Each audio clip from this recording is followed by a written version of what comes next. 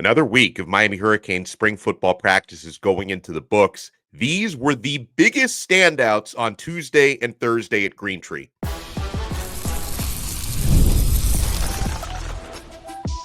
You are Locked On Canes, your daily podcast on the Miami Hurricanes, part of the Locked On Podcast Network, your team every day. Happy Friday. We made it. My voice almost didn't. I'm totally losing my voice, so apologies in advance. I am Alex Donno, University of Miami alumnus, co-host of Locked On ACC, and writer for Canes County at Rivals. And thank you so much to the everydayers for making Locked On Canes your first listen and your first watch today. We're available free wherever you get your podcasts. We're free on YouTube. We're part of the Locked On Podcast Network, your team every day. Today's episode is brought to you by 5 Hour Energy. Head to 5hourenergy.com to find over 15 flavors to choose from. Need one now? Grab a 5 Hour Energy shot at your local grocery or convenience store. Stock up today and stay energized. On this loaded episode of Locked On Canes, is the tide turning for some of Miami's top recruiting targets who may or may not have been favored to land elsewhere? We'll get insights on some of the recruiting visits from the past several days on campus. Let's talk about the week 2 top performers. And to help me through this today for multiple reasons. Number one, I was on the high seas during those Tuesday and Thursday practices. And number two, I need to let this man speak so I don't blow out any more vocal cords. The great Marcus Benjamin, publisher of Canes County at Rivals, is with us now. Marcus, you were out there, boots on the ground Tuesday and Thursday. Talk about some of the players on the Hurricanes that caught your attention. Well, thanks for having me on, Donno. First off, you got to start with Malachi Toney, man. Malachi Toney is somebody who just flashes when you watch him in practice. I mean, he's just so fluid in his route running, barely drops the ball at all. And you can just kind of tell he kind of loves football. You know, he just loves being out there practicing with Coach Kevin Beard and all the other guys. So he's the guy that continues to kind of stand out for me because just the way that he can kind of get open and the fact that he's a freshman. So it's kind of fascinating in that respect. And this is a guy that we've obviously been watching for years at American Heritage and has been dominant every year leading up to last year where he led the team at quarterback to win a state title. So just to kind of watch his story is kind of the fascinating story for me during spring, just kind of seeing him evolve. I really feel like he is going to compete for playing time. I think he could be in the driver's seat for that third wide receiver. You kind of assume that CJ Daniels, once he gets back to spring practice, will assume one of those spots. And JoJo, of course, has just been outstanding as well. So you feel like I feel like those could be your top 3 receivers. And I don't think a lot of people would kind of practice after practice. I mean, he just kind of shines every time to me. Dalen Upshaw is another guy for me. I think he is just explosive. His acceleration is just like, it blows you away because it's just once he puts his foot in the ground, he can get vertical pretty quickly. So that's something I think that's kind of been missing somewhat from the Miami Hurricanes. I think you had it somewhat last year with Sam Brown, but I think you really kind of lacked a true vertical threat. And I think Dalen Upshaw can be that. You know, I'm not sure if he'll, get as much playing time as the other guys, but I really like what I saw from Dalen Upshaw. I know I'm talking a lot about the wide receivers because Donno, like I do, like that's pretty much the position group that we see the most. That's right. Yeah. When we go into practice, I mean, they're pretty much always on the right side of the sofa, as I call it, and the indoor practice facility. We barely really get to see the offensive line and defensive line. Sometimes we see them in kind of kind of some basic running drills as far as O-line and D-line, but as far as drills are concerned, they're too far for really us to really kind of grasp and really kind of see who's shining a lot. But the receivers is something that we see all the time. Also, a position group that we see a lot is the defensive backs. And I have to talk about Zachariah Poyser. I feel like this guy is primed for a starting spot. I think he is likely going to be the starting safety for Miami. He seems to have all the tools necessary, and he's got that experience as well. And that's something that you can't teach. I mean, experience is the best teacher. So I think his experience at Jacksonville State, and from what I've seen so far from him in practice, I think he's primed to assume one of those defensive back spots. The other highlight for me this week is Damari Brown. Seeing Damari Brown Good. out there was nice. It seemed like he was, missing for that first week, but nice to see him because his frame has completely filled out. I think I feel his frame could be suited for safety. It could be suited for corner. I mean, he's got that physical body type that could even play linebacker. And we all and who anybody who's watched Damari knows he's physical, and knows he's been a physical corner ever since his days at American Heritage as well. So it was really nice to see him. He looks explosive as ever. And like I said, he seemed to has really filled out his body. I really think he, this battle for the defensive back spots is definitely the most intriguing for me because we haven't seen a lot of OJ Frederick, but we know he's going to compete for playing time. And then you've got Xavier Lucas as well, who the coveted corner from Wisconsin is likely to get a lot of playing time as well. And then you got Damari Brown and Zachariah Poyser, and then I didn't even mention Markeith Williams, low key, has had a pretty decent week this Good. week. He had a couple of pass breakups, so, just when you thought you were maybe forgetting about a Markeith Williams being on this roster or competing for one of these defensive back spots, he showed up this week to say, like, hey, I'm still here and I'm still going to kind of push this defensive back field forward. I love that. And when we come back, I want to talk a little bit about the defensive line because we got some insight from both D-line coaches yesterday. Jason Taylor, Damian Lewis addressed the media. Plus, my guy Marcus, he works so hard after practice to talk to all of these recruits. And Miami's had it loaded up for the past couple of days. You've had some of the best players, some of the best prospects in the country checking out these spring practices. I've got to get the intel when we come back. You guys want to keep it locked right here. We're only getting started on this brand new episode of Locked On Canes. We're all about the stats because numbers don't lie. And when it comes to the all-new Nissan Armada Pro 4X, the numbers are on an MVP level. With the ability to tow up to 8,500 pounds, it can quite literally carry the whole team, plus the gear, wherever you need to go. It's powered by a twin-turbo V6 engine, delivering the strength and performance to handle highways, back roads, and everything in between. And with room for up to 8 people, the Armada Pro 4X is built for big crews, big adventures, and even bigger memories. Whether you're exploring off-road trails or rolling up to the arena, the Armada Pro 4X brings power, versatility, and style wherever you go. Take your adventures to new heights in the all-new Nissan Armada Pro 4X. Learn more at nissanusa.com. We're also proudly brought to you by 5 Hour Energy. Daylight savings snuck up on us again. If you're feeling that lost hour of sleep, 5 Hour Energy has your back. The extra sunshine means more time for fun, but sometimes you need a little boost to power through. Whether you're staying up late watching the NCAA tournament, as we all are this week, squeezing in a round of golf after work, or just trying to keep up with your busy day, 5 Hour Energy gives you that quick, refreshing pick-me-up wherever you need it. Guys, we've all been staying up watching the tournament action. 5 Hour Energy helps me keep up the next day. Whether I'm at a game or traveling, 5 Hour Energy is easy to grab and it keeps me feeling refreshed. Head over to 5hourenergy.com to find over 15 flavors to choose from, including watermelon, blue raspberry, and peach mango. You can even build your own 12-pack or 24-pack delivered right to your door. Need one now? Grab a 5-Hour Energy shot at your local grocery or convenience store. They're everywhere. Stock up today and stay energized with 5-Hour Energy.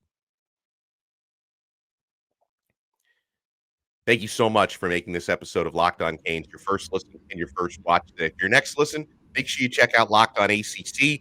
Kenton Gibbs and I had a new episode last night talking about the first day of tournament action, which was not kind to Clemson and Louisville. So there are only 2 left now in the ACC. We'll be watching Duke and North Carolina later on today. But we have Marcus Benjamin with us. So, Marcus, got to talk to Jason Taylor again yesterday and Damian Lewis, just one of the new faces on that defensive staff, getting a lot of insight on that defensive line. And I get the sense that the coaches and players really like Corey Hetherman's defense, which with a simpler, more direct approach to rushing the passer. What have the coaches said about that?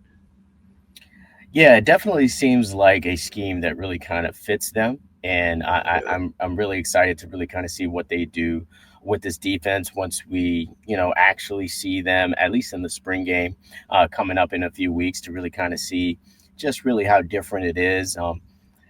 What I really take from what the coaches are saying is that they're really big on communication. And last year, Donno, that was an issue for this defense, that at times, especially some of the safeties and linebackers either seemed out of place or trying to communicate while the snap is actually about to happen. So that's the type of things that you don't want to see.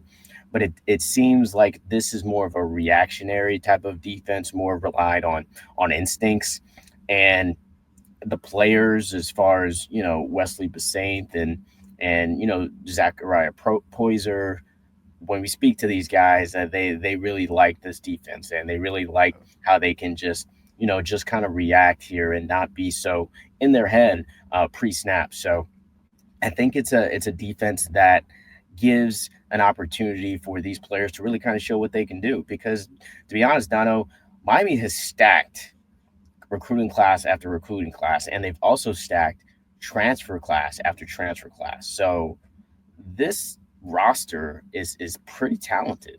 You got a bunch of guys who are considered, were considered 5-star guys at some point in their recruitment. When you talk about it, Justin Scott, when you talk about it, Armando Blunt, or even a Booker Pickett was, considered, close to a 5-star at one point. So these players have an opportunity to really kind of show their athleticism and just kind of why they were recruited to the University of Miami. So really excited to see what this defense will do and, just how explosive they can be once they're actually in a game setting. And they will, scrimmage this Saturday. From what I hear, the media probably won't have access to that scrimmage. But, we'll find out exactly just how well these guys performed in this new scheme. Something I really appreciated Jason Taylor saying yesterday were words on Rueben Bain, because I've also, like JT, gotten a little tired of hearing about this alleged sophomore slump that he had. The guy literally missed half the games last year due to injury, and most of the ones that he played in, he was playing through injury. So I'm glad JT said something about that, because Marcus, again, when I hear people say, Rueben Bain regressed last year, it's like, do you really know that? Or, was the guy injured for the entire season? Because that was my big takeaway from last year with Bain. Yeah, it certainly was for me as well. I mean, Bain obviously is a very, very talented guy. He is not only fast, but strong and has a variety of moves. And this is a guy that is working with Jason Taylor after practice every day. Every time that I'm out there, I see Rueben Bain working with Jason Taylor after practice. And Taylor mentioned that as well yesterday, that, he's a guy that you can't get him to leave, because he's constantly trying to improve himself. And he's kind of always been like that. Like, he's wired that way. So I agree. I think the injury definitely took a toll on Bain's body is concerned, and probably couldn't perform at the level that he did in his freshman year. But this junior year, it seems like he's definitely destined to really kind of take his game to the next level. And I asked Damian Lewis, actually, if he was going to play also inside as well, because he's played on the inside of the line as well as outside of the line. Bain did, as well as Mesidor as well. You got those two guys who kind of are interchangeable, who can play inside and outside. But from what I gathered was that they have the depth inside that you don't need to move them inside. That's kind of what I kind of gathered from the answer from Lewis, is that they got the guys inside now that can play, and that you don't need to rotate them inside, so they can kind of concentrate on the edge. So I really liked hearing that. So I really liked hearing that Mesidor and Bain are going to be just, more than likely, for the most part, will probably be on the outside. Of course, could be injuries, could change a lot of things. Of course, this is football, and attrition is just kind of part of the game. But to hear that, I'm really excited to kind of hear or see those guys really excel on the edge, and the guys on the inside really kind of solidify themselves. Those guys being Justin Scott, Ahmad Moten, David Blay. These guys on the inside, I think, are going to be cogs that will essentially just help this defense overall. Gosh, I love to hear that. And it also, talking true freshman here for a second, Hayden Lowe seems to be doing really well. Marcus, you think that's someone who's going to find his way into that pass rushing rotation year one? Yeah, I do. I really feel like he is going to get into that rotation. Defensive line is probably the most rotated position in football, and Miami, for the past couple of years, has been rotating a ton of guys. I would say close to 8 or 9, guys have been kind of rotating in and out of that defensive line consistently. And I think definitely Hayden Lowe will get his opportunities. I think, players like Booker Pickett and Cole McConaughey, who are going into year 2, Marquise Lightfoot, I think these guys will also have their opportunities as well. But they are being pushed by Hayden Lowe. And something that Jason Taylor said yesterday as well that kind of dawned on me is that Hayden Lowe and Armando Blunt just turned 18 years old. Both of those guys are just 18 years old, and it makes me believe that these guys are going to be high-level NFL draft picks, because I know it's early, and I know probably somebody's like, oh, this guy Marcus is a homer saying that without even seeing Hayden Lowe in an actual college football game yet. But from what you see, size standpoint, and just the quickness that you see, I really feel like if you see that now, I feel like it's only going to get better. He's only going to excel with each and every practice, with each and every game. And I think he is definitely going to get his opportunities, along with Armando Blunt, who Taylor said is going to be a really, really, really good football player. And when a Hall of Famer says that about you, it means something. It means a lot. So I've always liked Armando Blunt from his time in high school at Dillard and also Miami Central. So I've always been kind of high on him and his upside, and he seems to be living up to expectations along with Hayden Lowe. I love that. We'll talk recruiting when we come back. Is the tide turning in Miami's favor for one of their top recruiting targets? And Marcus had a chance to talk to a ton of them this past week. You want to keep it locked right here. We're not done yet on this brand new episode of Locked On Canes.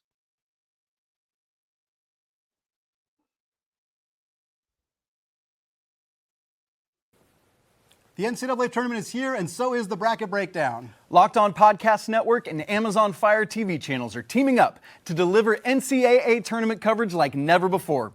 Watch studio shows featuring former players and Locked On's local experts as they guide you through every upset, buzzer beater, and bracket matchup. Stream it all for free on Amazon Fire TV channel. Search Bracket Breakdown to see it all for free. It's your team every day.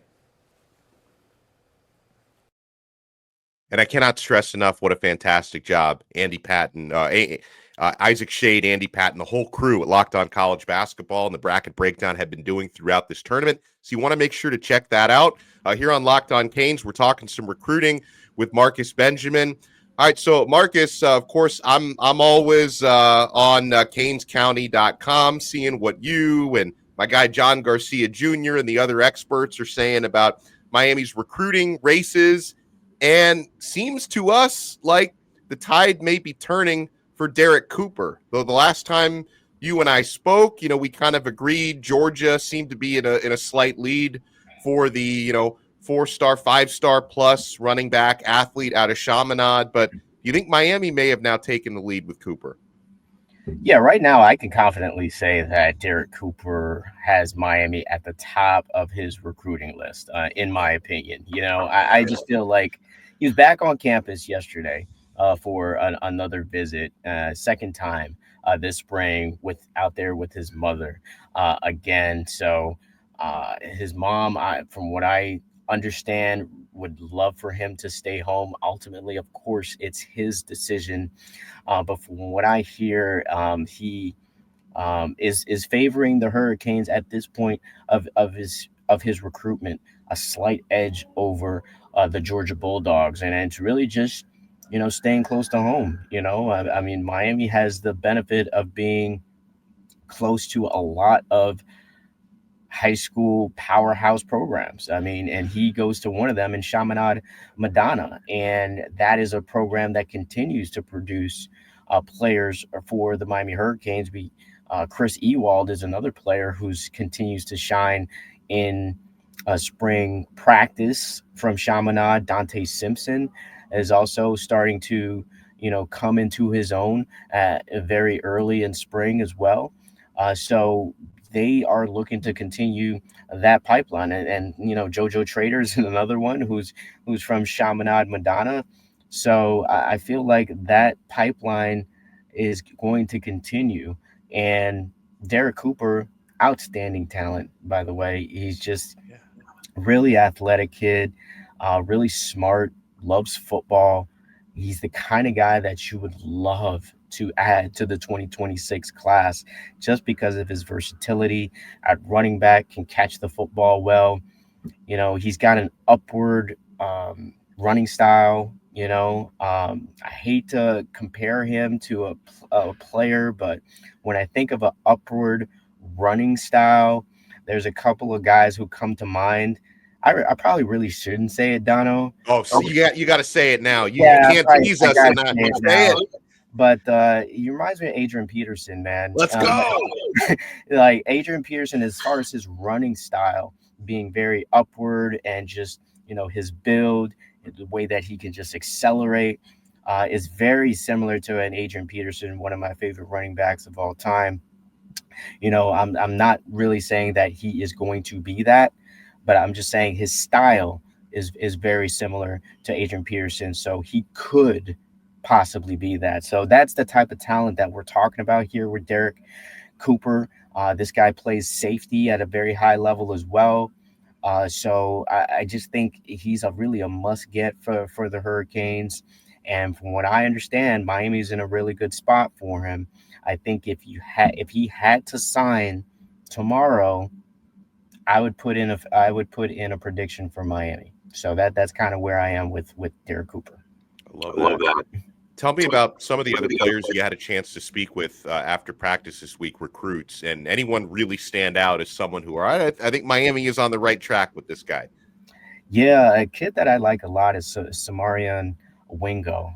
This wide receiver from St. Augustine has all the tools that you kind of want, size-wise, and just route running, can catch the ball well. This is a player that Miami's been on for a long time too, that it's not like it's just starting with his recruitment, but it definitely feels like Miami's a good fit for him and he's a good fit for Miami. Kevin Beard loves this kid. It really feels like he can be, that next playmaker for Miami. And I think there's a couple of contenders for him, of course. Florida, Alabama, just a couple of players that you would assume would be in the race for a guy from Central Florida.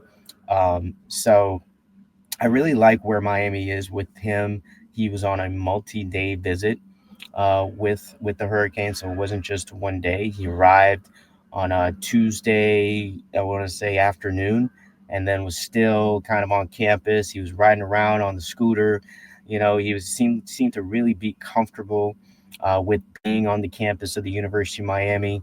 I think Miami is in a really good spot for him. They've already locked in an official visit with Wingo. So he mentioned that official visit will be key to, where he eventually commits to.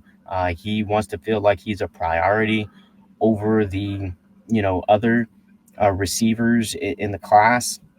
And I think he's definitely one of the top priorities for the Miami Hurricanes. So I really feel like they're in a really good spot there.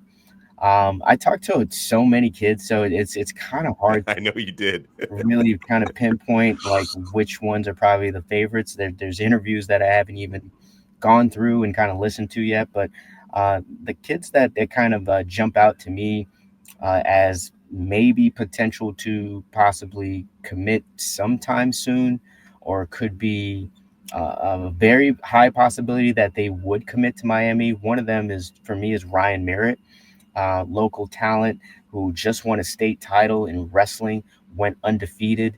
So this guy is really talented. Also played defensive line as well, so he can play both sides of the ball if needed. But he likely is going to be an interior lineman for the Miami Hurricanes, likely going to play center. So I think he is really likes Miami, really likes Alex Mirabal. How could you not like Alex Mirabal? To be honest, if you ever experience this guy, you just really kind of fall in love with him and his energy, and just you kind of want to run through like three walls for Alex Mirabal. So I'm sure that's what Ryan is thinking as well. They've been the most consistent as far as recruiting Merritt. So I think he has a really good chance to commit to the class, and I think he would be a welcomed addition for the Miami Hurricanes. Another player that I think will probably very likely commit to Miami is Javion Mallory, the running back from West Boca. I think he is really liking the Hurricanes. The Hurricanes are really on him as well. Coach Merritt, the running backs coach, has raved about him and just what he could be for the class. So he is still kind of feeling things out, and he did take a visit to Clemson, which is kind of scary for Hurricanes fans, especially with Clemson and the momentum that Clemson has had lately, which has been crazy. I want to say they've had like 6 recruits, commit. I don't know what they're doing on those visits, because after these visits, they are, committing. Wise, who was a Miami legacy offensive lineman recruit, committed to Miami. Chancellor Barclay, that was another offensive lineman that Miami was interested. They committed to Clemson. So I know Hurricanes fans are probably scared because Javion Mallory now went to Clemson and visited, but I think he's still high on the Hurricanes. So I wouldn't, again, if he was to sign tomorrow, then I would definitely predict that Javion Mallory would commit to the class as well. There's a defensive back too from Georgia that I think Miami has a really great chance as well, as Jontavius Wyman. He kind of raved about the Hurricanes as well yesterday when I spoke to him. So I think Miami's in a really good spot there. Long way to go for his recruitment. Because that was kind of his first time on campus. So I think he's still trying to get a feel of if that is going to be his future home. But I think Miami's in a good spot for him as well. Jontavius Wyman, 4-star defensive back out of Georgia, Jonesboro High School. So I think he is Miami's in a good spot there as well. I could really go on and on. Know you have, you probably want to get on with your day, Dono, but like, Well, you know what we're doing here. We're setting up a sequel. We got to chat again soon. I know I'm going to be on your show on Monday. Maybe we'll set up a part 2. We'll end it on the cliffhanger, Marcus, because this is tremendous stuff. Yeah, definitely. We definitely have to link back up so I can really kind of thoroughly kind of go through these interviews and really kind of get a feel of which recruits will likely be added to this 2026 class and 27. Which is also booming as well with, the addition of Kenton Dobson, the third recently. Yeah. I spoke to Amari Stevens, who is another outstanding 2027 talent. It keeps rolling for the Miami Hurricanes when it comes to recruiting. And right there, you get a glimpse at how hard Marcus is working to talk to so many of these players and get all this tremendous intel, which means you want to check out canescounty.com. Marcus, thank you so much for the time, for the insight. I look forward to seeing you again on Monday. Hopefully, I'm going to drink some warm tea for the next few days to get myself ready for that. Sure. Thank you so much. Make sure to check him out at Benjamin Rivals is where you find his X account. And we'll talk to everyone again soon on another episode of Locked On Canes. We are part of the awesome Locked On Podcast Network. Your team every day.